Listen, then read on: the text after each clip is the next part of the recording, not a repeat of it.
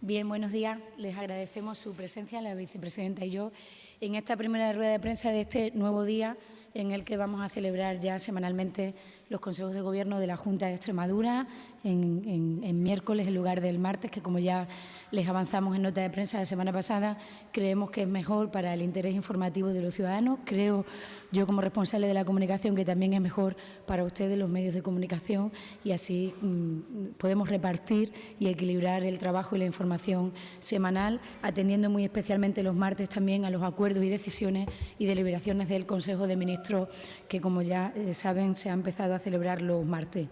En el Consejo de Gobierno de esta mañana hemos abordado distintas cuestiones que son de interés general, más allá de las cuestiones ordinarias y administrativas y formales que con normalidad forman parte del orden del día del Consejo de Gobierno. El presidente nos ha trasladado lo que ya trasladó a la opinión pública y a los medios de comunicación el pasado viernes, tras la reunión con las OPA y posterior rueda de prensa, sobre la necesidad de que la situación y preocupación del campo forme parte cada semana de las preocupaciones y deliberaciones del Consejo de Gobierno. En la reunión del pasado viernes, el presidente se comprometió con las OPA a varias cuestiones. Algunas de ellas ya se están materializando. En el día de ayer, y como ustedes han conocido a través de la responsable jefa del Grupo Parlamentario, la portavoz del Grupo Parlamentario Socialista, que es quien sustenta a este Gobierno en el Parlamento Regional, ya se hizo registro de entrada ayer de una propuesta sobre una comisión no permanente de estudio sobre la situación del campo en nuestra región, iniciativa del Grupo Parlamentario Socialista que fue debatida y aprobada en el órgano competente que se celebró ayer, en este caso en la Junta de Portavoces, quedando finalmente aprobada esa comisión, que tiene sus trabajos temporalizados en una duración de 3 meses y que las OPAs, en la reunión con el presidente, entendieron que podía ser una buena herramienta de análisis, de reflexión, pero sobre todo de un posicionamiento común con esa unidad que buscó y pidió el presidente de la Junta para defender los intereses del campo extremeño como uno de los mayores intereses de la región y, por tanto, del Gobierno de la Junta de Extremadura. En esa misma línea seguimos recabando de la mano de las organizaciones profesionales agrarias cuáles son todas sus reivindicaciones y el análisis profundo de los que más saben del campo, que son ellos, para que sea el contenido que tenga la carpeta del presidente de la Junta en las próximas reuniones que mantendrá con los nuevos ministros del Gobierno de España, reuniones y agendas del presidente de la Junta con el Gobierno de España, de las que le informaremos con la previsión suficiente para que también los medios de comunicación puedan hacerse eco. Y en la misma línea nos pide hoy el presidente, con especial incidencia a la Consejería de Empleo, la necesidad de que en las comisiones del AEPSA, de las que forma parte también la Junta de Extremadura, existen una comisión por cada provincia, 2 comisiones provinciales que se llaman comisiones de seguimiento de la EPSA. Comisiones que dependen de la Seguridad Social y que, por tanto, en el territorio dependen de las delegaciones y, a su vez, de las delegaciones del Gobierno, que son las competentes en Seguridad Social según la estructura competencial del Estado. En esas comisiones, que se reúnen con normalidad, la última reunión de estas 2 comisiones provinciales tuvo lugar en el verano del año 19, donde se aprobaron los recursos económicos que se van a distribuir, que se van a invertir en cada provincia para las obras de la EPSA. Sabe que los materiales corre por cuenta de la Junta de Extremadura y forma parte del presupuesto regional, pues nos ha encargado y pedido el presidente la necesidad, como así se lo transmitieron las OPA, de transmitir y posicionar en esa comisión de la que forma parte la Junta de Extremadura la necesidad de que en los momentos más importantes de las distintas campañas agrícolas no vengan a coincidir con los trabajos de la EPSA en los municipios. Abordaremos esta cuestión con las subdelegaciones del Gobierno y si tenemos que solicitar una pronta reunión de estas comisiones para valorar esta cuestión atendiendo a la petición que le hicieron las OPA el pasado viernes al presidente, pues así lo haremos.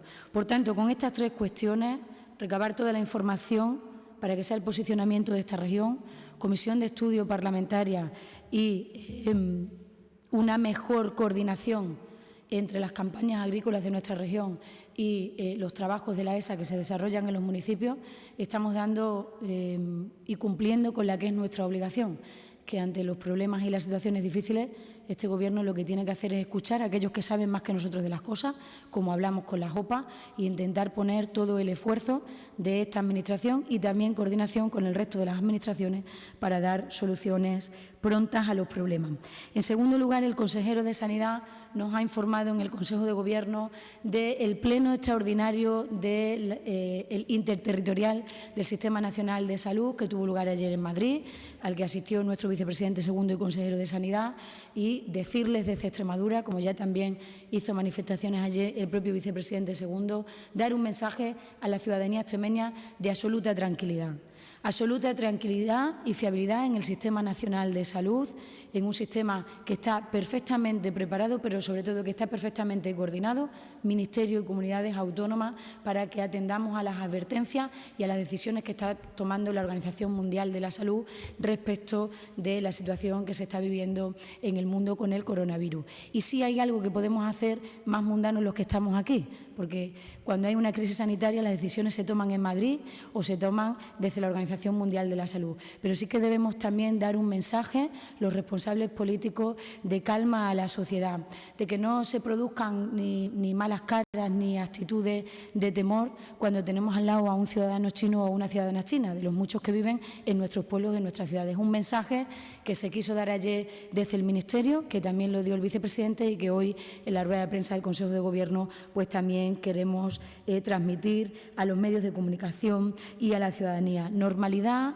confianza y tranquilidad en un sistema de salud que está perfectamente engrasado, preparado y que está perfectamente coordinado con esa comisión, además de seguimiento de esta crisis que, como ustedes habrán conocido, aprobó ayer el Consejo de Ministros y hemos podido leer en su correspondiente reseña. Y hoy nos acompaña la vicepresidenta primera, consejera de Hacienda y Administración Pública, para hablar de la cita más importante que tenemos en esta semana, probablemente que también tiene que ver con Madrid, y es el Consejo de Política Fiscal y Financiera, que se reunirá el próximo viernes, donde ella estará, y nos parecía importante compartir con los ciudadanos y con los medios de comunicación el posicionamiento con el que nuestra región va a ir a esa importante reunión que se celebrará el próximo viernes. Pilar.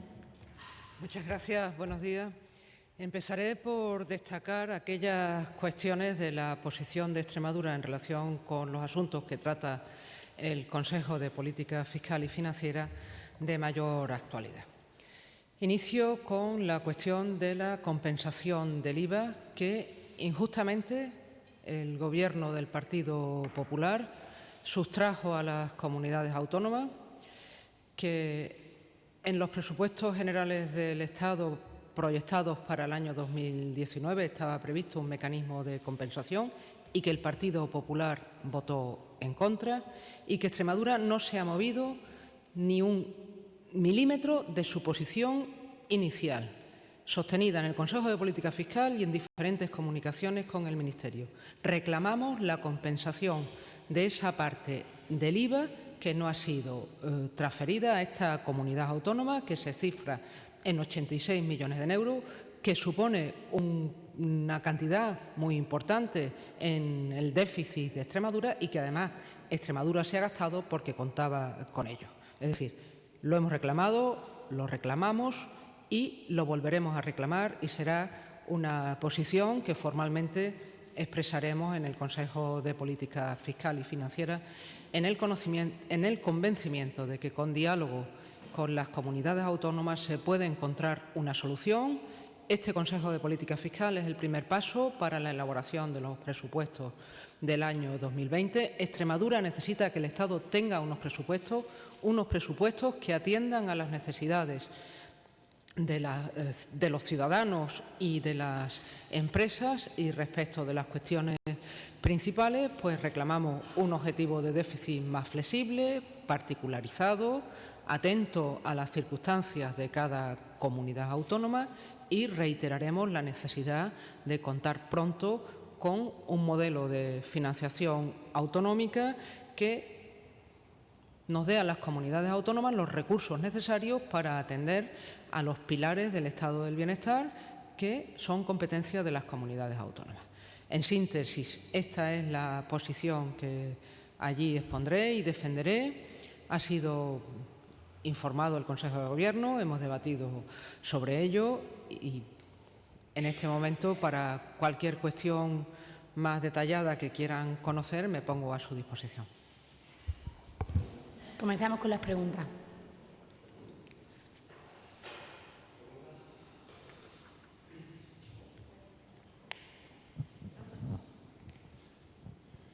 Sí, dos preguntas. Respecto a ese Consejo de Política Fiscal y Financiera, ¿cuál sería un objetivo de déficit adecuado para Extremadura de cara al próximo año? Y también le quería preguntar, los ayuntamientos también reclaman, los ayuntamientos y ciudades de Extremadura también reclaman, bueno, de toda España, reclaman que también se les mejore la financiación, ya que su modelo tiene 40 años y asumen unas competencias que antes no tenían.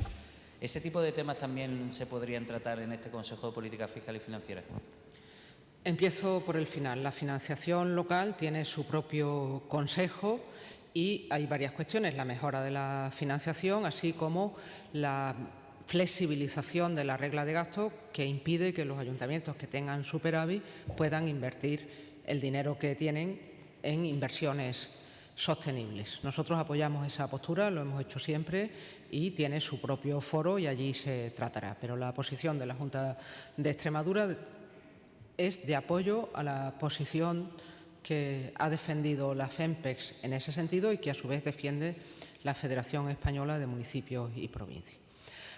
Para hablar de una cifra de déficit adecuada a la situación real de Extremadura, me gustaría señalar dos cuestiones que tampoco son nuevas. En primer lugar, nosotros tenemos un problema de ingresos, no un problema de gastos. Por lo tanto, hay que empezar por el principio. Vamos a hablar de cuáles son los recursos que necesitamos para hacer frente a esos servicios esenciales que presta la comunidad autónoma. Sanidad, educación, dependencia y, sobre todo, unos servicios públicos de calidad. El Gobierno de España ha negociado con la Comisión Europea los objetivos de déficit para el Reino de España, que supongo que se nos deben dar a conocer en este Consejo de Política Fiscal, que después habrá otro donde, una vez fijados los objetivos generales, se concretan para los diferentes subsectores, como se dice en la terminología de estabilidad presupuestaria, y donde nosotros mantendremos la misma posición. Un objetivo de déficit adecuado, más flexible, más y mejor secuenciado en el tiempo para que podamos cumplir y, sobre todo, porque queremos cumplir sin recortes. Sí, ¿qué tal? Buenas tardes. Para la vicepresidenta, lo que usted ha dicho de reclamar el IVA, ¿qué es? ¿En el seno del Consejo de Política Fiscal o como García Page, que ha anunciado ya ir a los tribunales? Bien, nosotros en comunicaciones escritas con el Ministerio de Hacienda ya hemos señalado la exigencia de que se compense esta cantidad del IVA.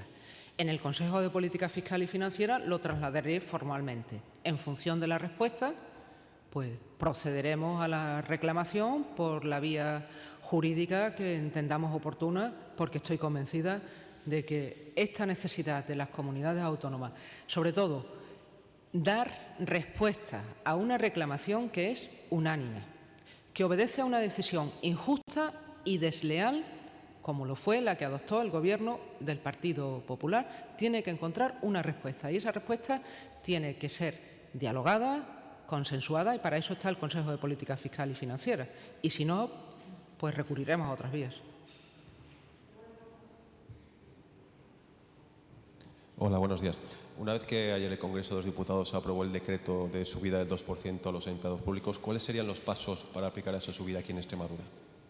Pues bien, una vez que tenemos cobertura legal, porque tenemos los presupuestos de la comunidad autónoma ya en vigor, el decreto ley también aprobado, convalidado y en vigor, lo que procede es llevarlo a la mesa general, negociarlo con los sindicatos y aplicarlo de inmediato. Tiene la previsión de celebrar mesa general está dentro de este mes. A partir de que se ha publicado el decreto ley, una vez convalidado, empiezan a contar los plazos para las comunidades autónomas y tenemos que llevarlo a la negociación como corresponde con los representantes de los trabajadores en mesa general.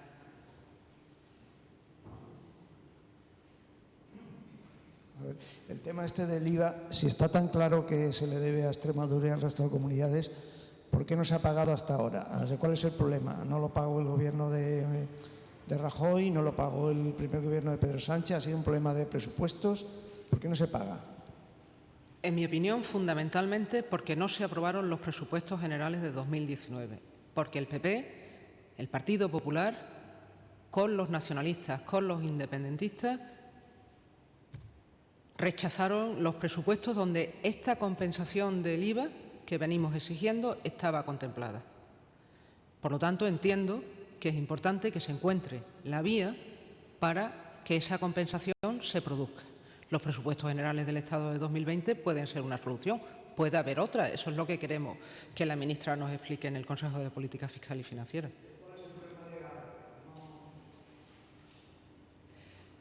El problema legal desde la perspectiva de Extremadura es que hace falta una ley que permita, y qué mejor ley que la Ley de Presupuestos Generales del Estado, que se dé cumplimiento a esa cuestión que es de justicia.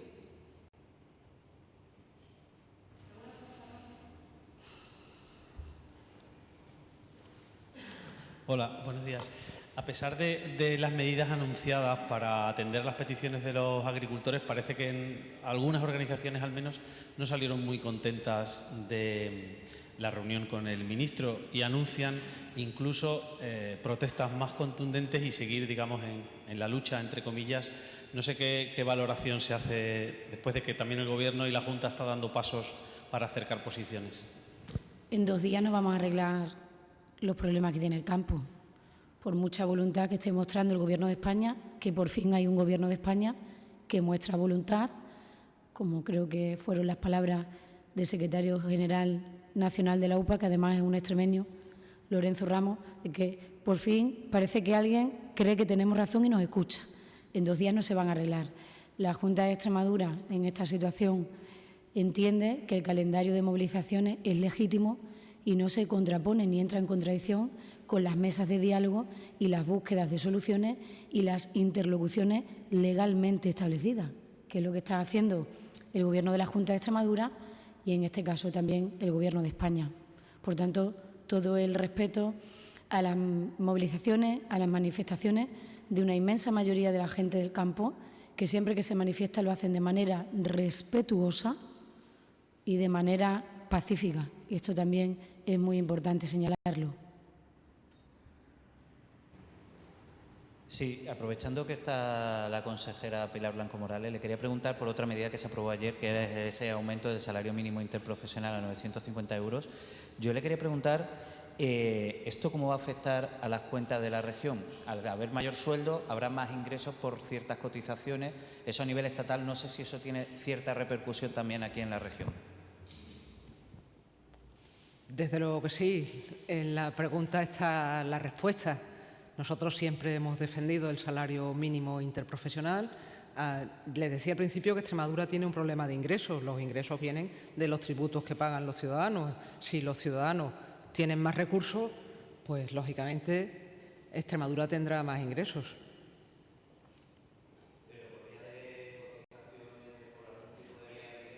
Bueno, fundamentalmente por el IRPF y que es uno de los impuestos que Extremadura comparte con el resto de comunidades autónomas para el sistema de financiación autonómica, pero no solo, también el IVA, por ejemplo. Si hay más recursos, hay más consumo. Si hay más consumo, se paga más IVA. Si se paga más IVA, las comunidades autónomas reciben mayores ingresos, pero también los comerciantes, también los empresarios tienen otros ingresos porque se activa la economía, porque siempre hemos dicho que la pretensión de este Gobierno es crear riqueza para que se reparta mejor. Gracias.